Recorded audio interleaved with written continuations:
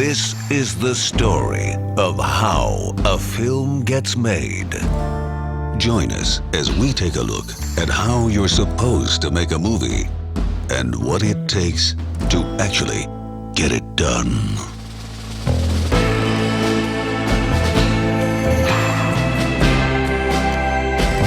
Hosted by Aaron Kheifets.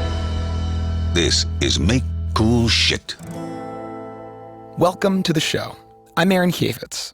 On this podcast, we celebrate the tension between craft and creativity by following an artist's process. For the past 18 months, we've chronicled the production of a feature film. From concept to scripting to the skill and craft you need to do it right, and the creativity you need to know when to break the rules.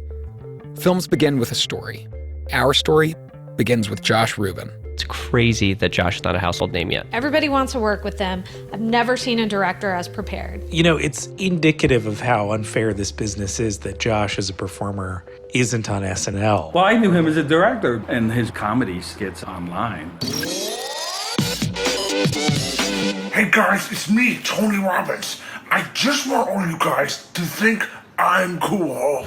My name is Plum. And I'm her mama, and you might remember us from the hit reality show, Precious Plum. Josh, a robot orgasm. No problem.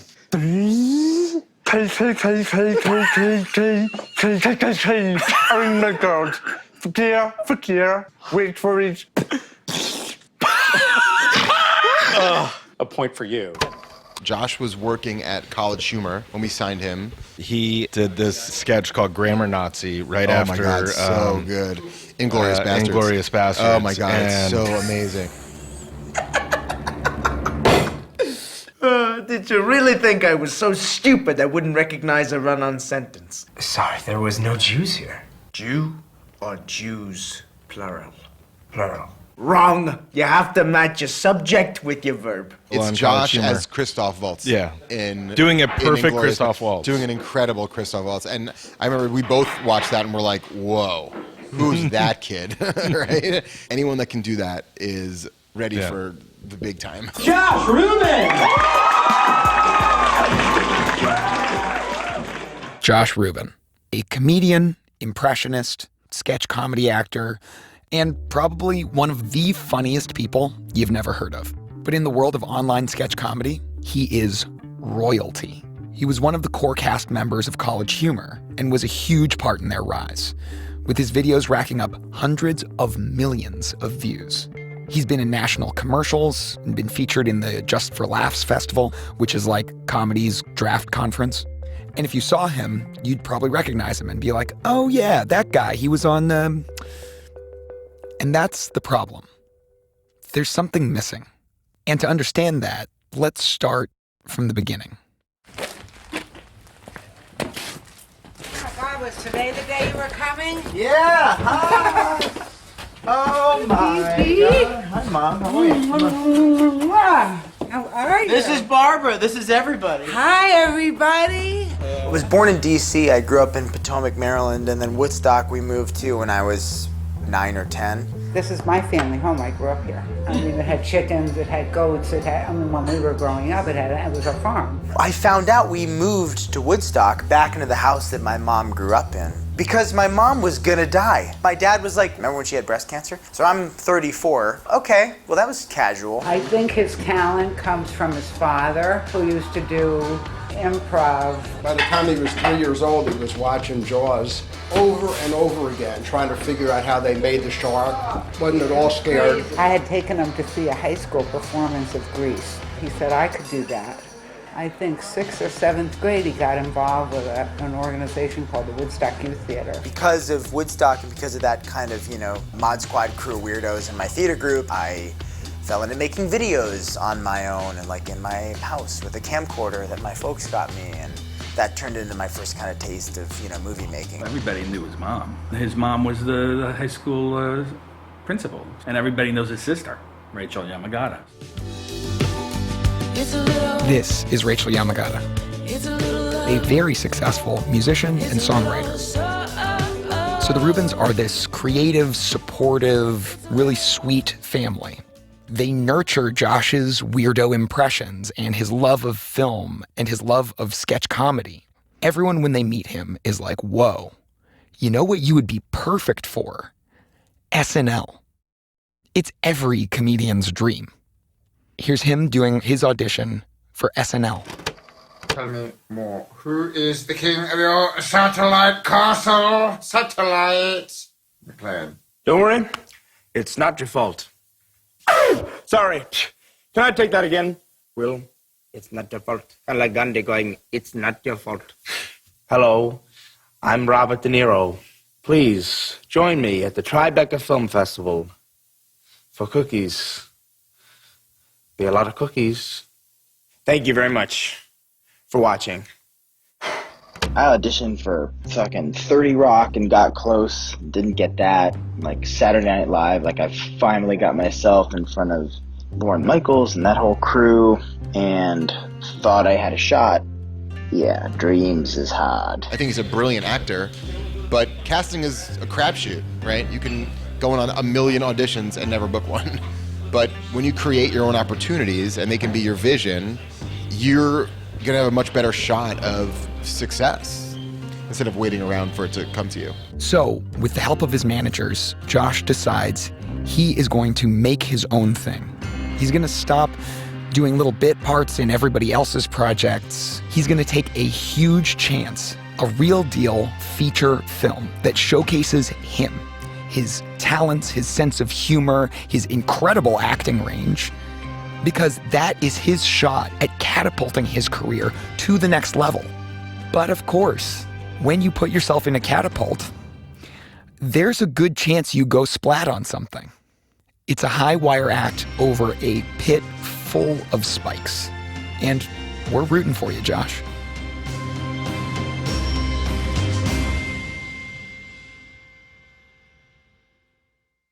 I was at this interesting crossroads in my career. It's like, obviously I've been in LA for a bit, but it's like making commercials and watching all my friends do these amazing things and, you know, wanted to kind of level up. Commercials they're great.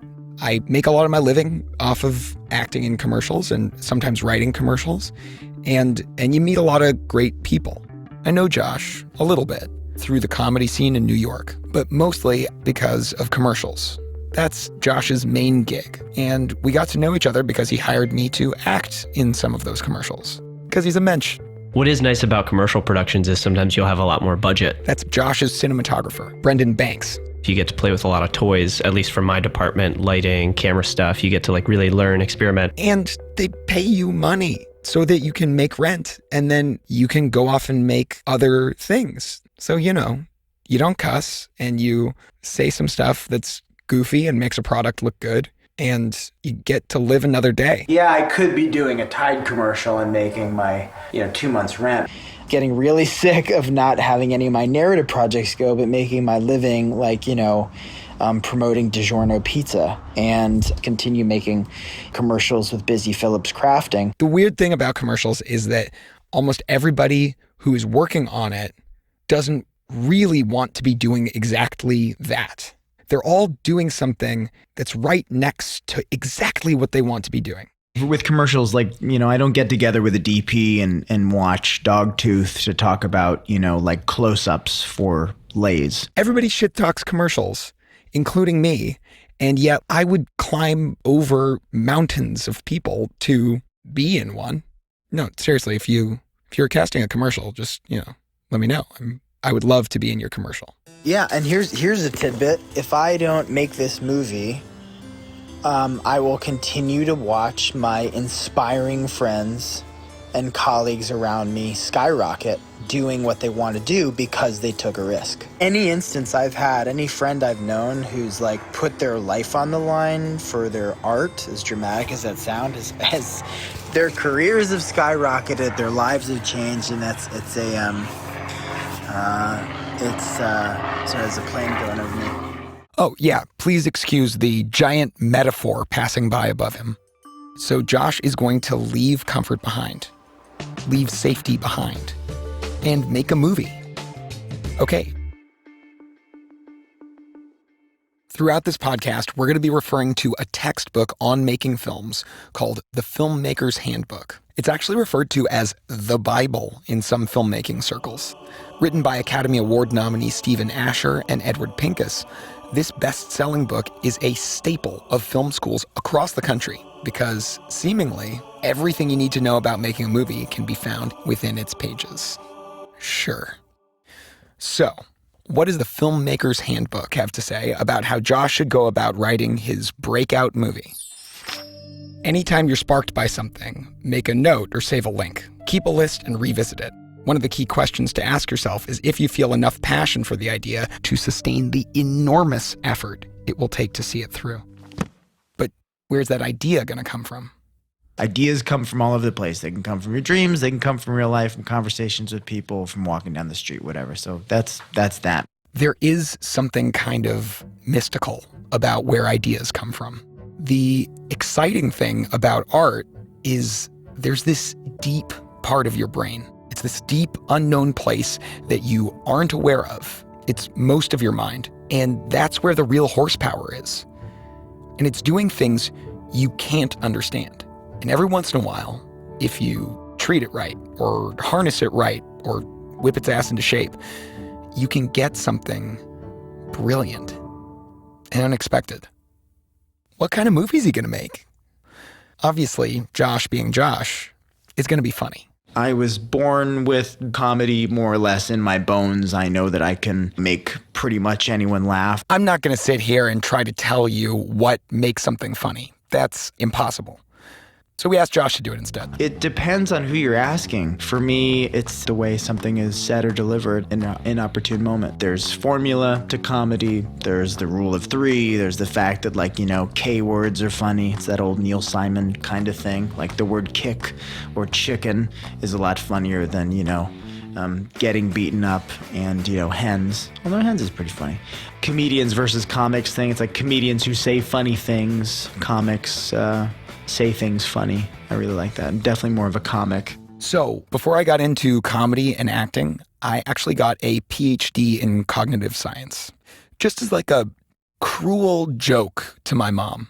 I was so close to having a productive life and then, nope, comedian. Anyways, I can tell you, we don't know most things about the brain and the mind.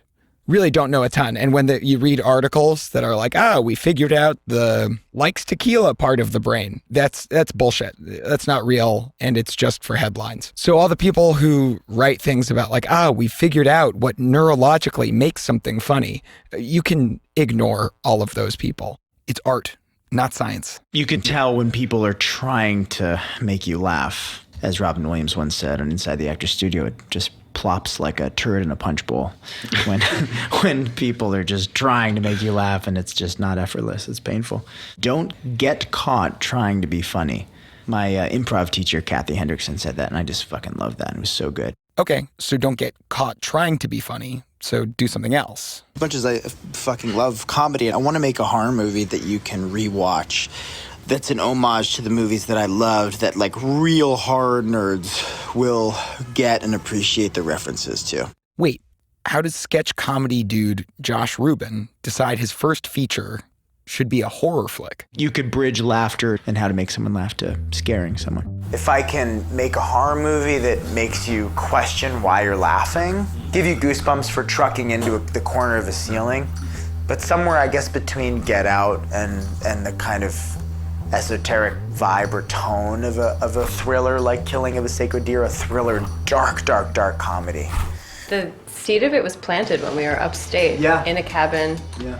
And remember that creepy guy came in the morning to fix the power lines or something? A knock on the door in the morning. In the middle of nowhere. It's this guy showing up, walking down the driveway, knocking on our windows. Yeah, after a stormy night. Yeah. That's Lauren Sick.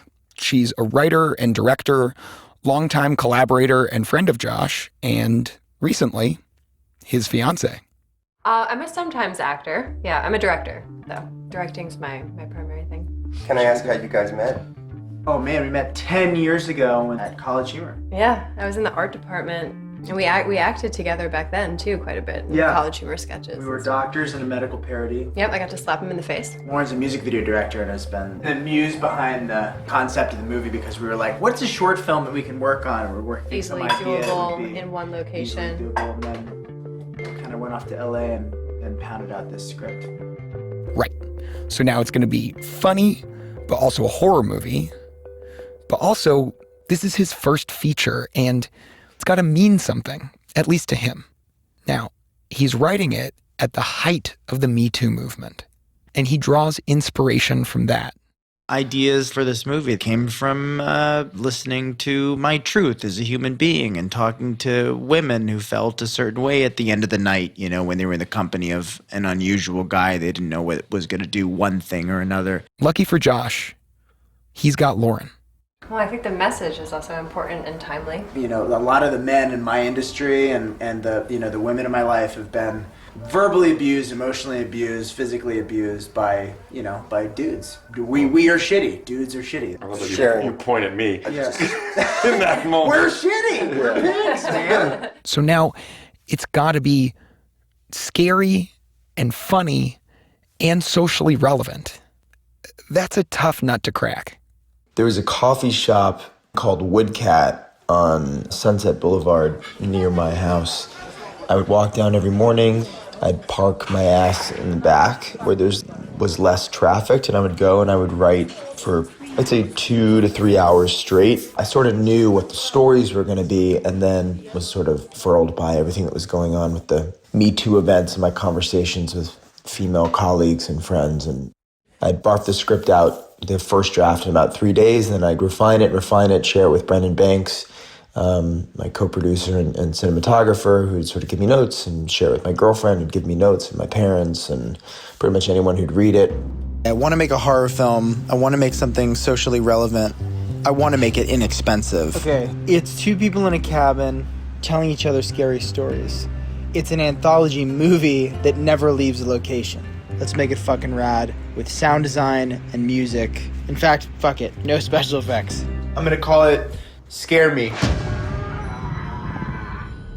Without making something that's preachy about we need to behave ourselves, but it's important to make something that, you know, people watch and listen to and respond to the way that I know it's shooting high, but Get Out did with, you know, how flippantly we treat African Americans. So Josh, a straight white male writer, is setting out to make and star in a movie about the Me Too movement that's also a horror movie. He's also a comedian, so it's going to be funny.